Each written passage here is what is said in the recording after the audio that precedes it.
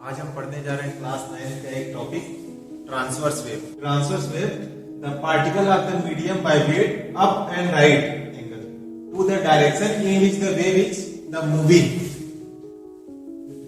अब यहाँ पर इस डायग्राम के माध्यम से हम आपको समझाना चाहते हैं, जो ट्रांसवर्स वेव होती है वो अप राइट जो है कि मूवमेंट करती है, वाइब्रेट करती है।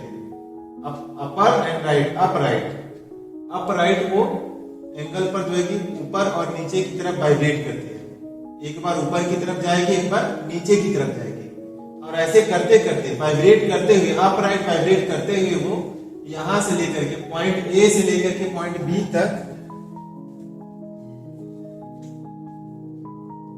पॉइंट ए से लेकर के पॉइंट बी तक वो अप राइट मूवमेंट करते हुए यहां तक आ जाएगी। इसी को बोलते हैं ट्रांसवर्स वेव। साउंड वेव कैसे जो है कि मूवमेंट करती है। Direction of the vibration particle, ये जो लाइन है ये लाइन दिखा रही है direction of the vibration of particle. Particle के जो डायरेक्शन है वो वाइब्रेट करते हुए कैसे इधर से इधर जा रहा है, ये चीज समझाने का प्रयास किया गया है डायग्राम के हेल्प से। और ये डायग्राम को, डेफिनेशन को स्प्रिंग के हेल्प से समझाया गया है।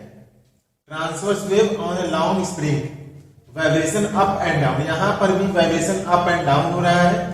यहां पर हम स्प्रिंग के हेल्प से देख सकते हैं। यहां transverse wave can be produced only solid and liquid. तो बच्चों, ट्रांसवर्स वेव जो होता है वो लिक्विड एंड सॉलिड में होता है, एयर में नहीं होता है। The wave produced by moving on end of the long spring on slinky up and down rapidly whose other end is fixed are transverse wave। Transverse wave में एक and होता है, उसको फिक्स किया गया था। आज हम देखने जा रहे हैं कि कैसे यहाँ पर ट्रांसवर्स वेव का मूवमेंट होता है। The water wave are ripples formed on the surface of water in pound.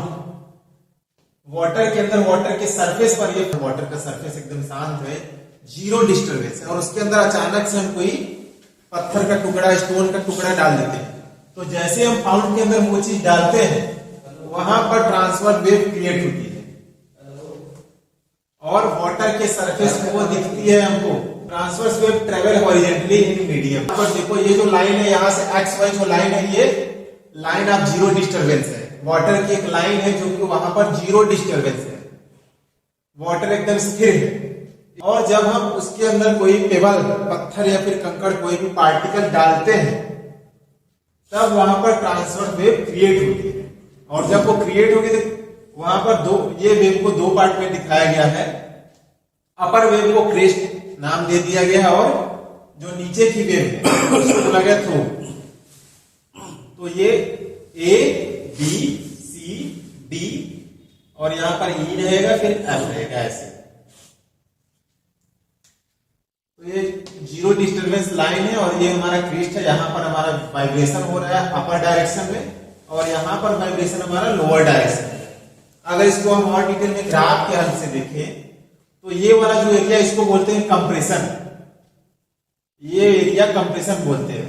यहां पर सबसे ज्यादा डेंसिटी होती है, हमारी वाइब्रेशन की डेंसिटी हाई होती है, और प्रेशर भी ज्यादा होता है। और वही हम बात करेंगे रियल फ्रैक्शन की बात करेंगे, तो रियल फ्रैक्शन में लो डेंसिटी लो प्रेशर, यहां पर compression, high density high pressure. ये वाला जो पार्ट है वो बताता है high density and high pressure. D for density, कोई पी फॉर प्रेशर।